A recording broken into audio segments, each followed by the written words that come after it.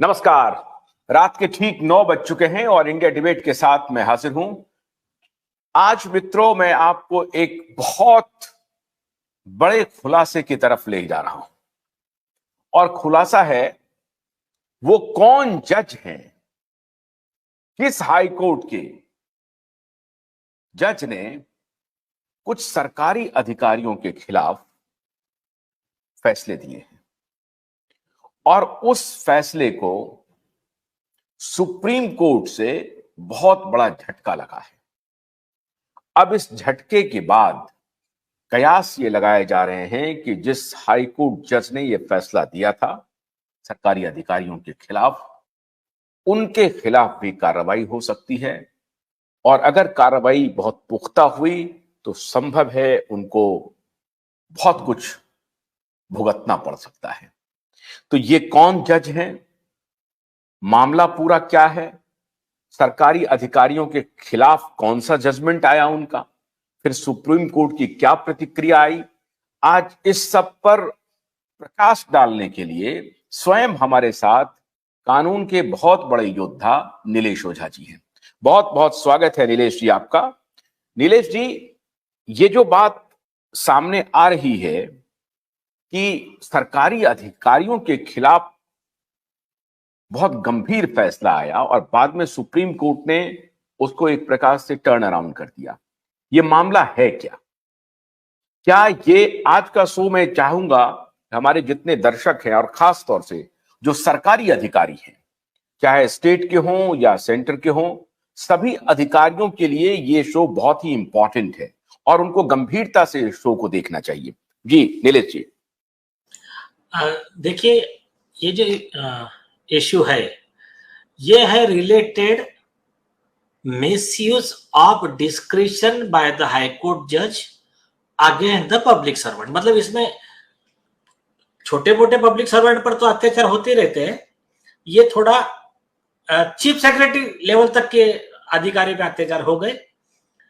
और उस मामले को मैं थोड़ा समरी में बताता हूँ। अत्याचार किस लेवल के हुए हैं कि दो मतलब special finance secretary of Uttar Pradesh और एडिशनल चीफ सेक्रेटरी, इनका नाम है, देखिए, एक है श्री शाहिद मंजर अब्बास रिजवी, ये सेक्रेटरी फाइनेंस यूपी लखनऊ, और दूसरे है श्री सरयू प्रसाद मिश्रा, स्पेशल सेक्रेटरी फाइनेंस।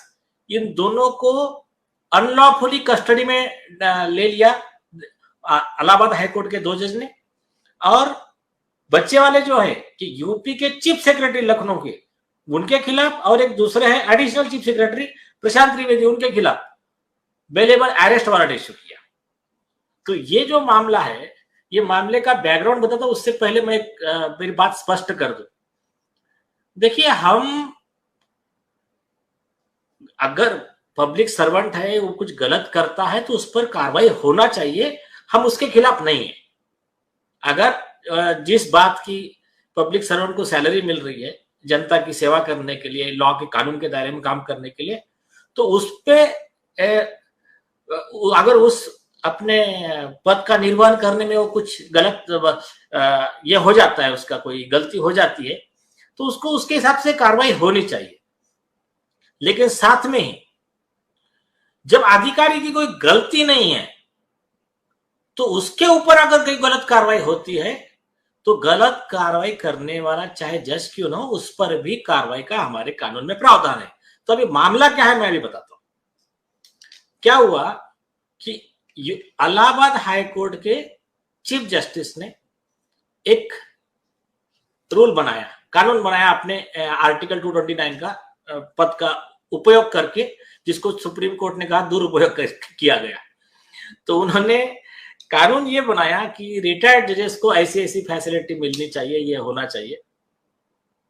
तो उस कानून को लागू करने के लिए पिटिशनर कौन है, देखिए, मतलब बहुत इंटरेस्टिंग चीज है। पिटिशनर है एसोसिएशन ऑफ रिटायर्ड जजेस of supreme court and high court. वो पिटिशन लगाते हैं हाई कोर्ट में और वो पिटिशन की सुनवाई आती है दो जज के पास। एक जज का नाम है सुनीत कुमार, दूसरे जज का नाम है राजेंद्र कुमार। उसमें से एक महीने में खुद रिटायर होने वाला है, मतलब वो खुद इंटरेस्टेड पार्टी है। दूसरा 4 महीने में रिटायर होने वाला है, वो भी इंटरेस्टेड पार्टी है। तो इनका जो भी ठीक है, वो कॉन्फ्लिक्ट ऑफ इंटरेस्ट पे तो बाद में जाते हैं। इनके पास मैटर आता है, मैटर आने के बाद ये पहले डायरेक्शन देते हैं, तो आप ये करो, वो करो, वो करो। फिर वो नहीं किया करके कंटेम्प्ट का नोटिस निकालते हैं अधिकारी को, और चीफ सेक्रेटरी ये आप कोर्ट में प्रेजेंट रहो। अब ये जो ऑर्डर होता है, उसके बाद में सरकार एक एडवोकेट जनरल की तरफ से अर्जी लगाती है।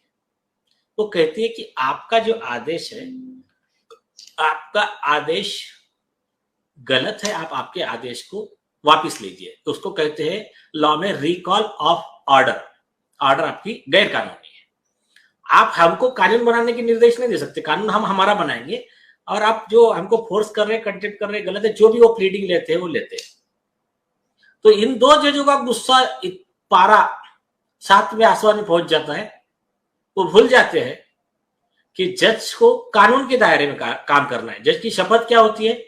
मैं कॉन्स्टिट्यूशन, संविधान के दायरे में रहकर कानून का पालन करूंगा, कानून के, संविधान के दायरे में रहकर अपने पद का निर्वहन करूंगा। I will uphold the law and the constitution. ये उनकी शपथ होती है। अब वो भूल गए, उनको लगा कि हम ही कानून है, हम कानून से ऊपर है। और फिर उनका गुस्सा जो कॉमन मैन झेलता है, वो पहली बार चीफ सेक्रेटरी लेवल के सारे अधिकारी ने, स्टेट ने झेला। देखिए, जब पहले हम कह रहे थे बार बार उनको, evil tolerated is evil propagated, इनकी गलतियां पे रोको। दूसरा, injustice anywhere is threat to justice everywhere, जो मार्टिन लूथर किंग ने कहा, जिसको सुप्रीम कोर्ट ने फॉलो किया, जिसको बॉम्बे हाई कोर्ट ने परमवीर सिंह के केस में फॉलो किया, कि आज एक पर अन्याय हो रहा है तो उसको रोको, कल की बारी आपकी रहेगी नहीं तो ये कुछ पहले अधिकारी के इनके कुछ समझ में आ नहीं रहा था। उनको लग रहा था लोगों पे हो रहा होगा, जज लोग मनमानी कर रहे होंगे, तो अपन क्यों ज्यादा बोलने के बीच में। अब क्या हुआ, उनका आरोपी जजेस का कॉन्फिडेंस बढ़ता गया। आप उठा के 2 सेक्रेटरी को फाइनेंस के कस्टडी ले लिया, आपने हमारी बात नहीं मानी, उठा के कंटेम्प्ट में कस्टडी में लिया, और 2 के खिलाफ में अरेस्ट वारंट निकाल दिया बेलेबल। तो ये ऑर्डर का डेट है 19 अप्रैल 2023 का, मैंने भेजा है मीनाक्षी और प्रभात को, उसका लास्ट पेज इंपॉर्टेंट है। तो वो अरेस्ट वारंट निकाल दिया। निकालने के बाद फिर सरकार को जा गए, तुरंत भागी सुप्रीम कोर्ट गए। तो सुप्रीम कोर्ट ने तुरंत दूसरे दिन स्टे कर दिया ऑर्डर को। और एक इंटरेस्टिंग बात, एडवोकेट जनरल जज से रिक्वेस्ट कर रहे हैं कि आप जो कस्टडी मिला है इनको बेल दे दो। एक्चुअली लॉ में प्रोविजन है, और वो मे वर्ड नहीं है उसमें, शुड है कि they should be release on bail. तो वो बोला नहीं, वो अगले डेट पे देखेंगे, मतलब इनको जेल में तो डालना ही है हमको किसी भी हाल में। तो वो अधिकारी जेल में चले गए। फिर सुप्रीम कोर्ट गए, सुप्रीम कोर्ट ने स्टे दिया। स्टे देने के बाद में वो रिहा हुए, और रिहा होने के बाद में कल ये नया साल एक लॉ एंड जस्टिस के लिए एक अच्छा जजमेंट लेकर आया। 3 जनवरी को सुप्रीम कोर्ट का 3 जज बेंच, उसके headed by chief justice of India doctor DY Chandrachud, तो इनके बेंच ने, जिसको फुल बेंच कहते हैं, इन्होंने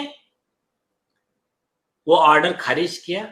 उन्होंने कहा कि चीफ जस्टिस का भी ऑर्डर गलत था, उसको जो आर्टिकल 229 का यूज करके जो लॉ बनाया, वो लॉ उसका अधिकारी नहीं है, विदाउट ज्यूरिडिक्शन है। एक दूसरा स्ट्रिक्चर पास किया इन 2 जजेस के खिलाफ कि इन्होंने अपने डिस्क्रिशन का मिसयूज किया।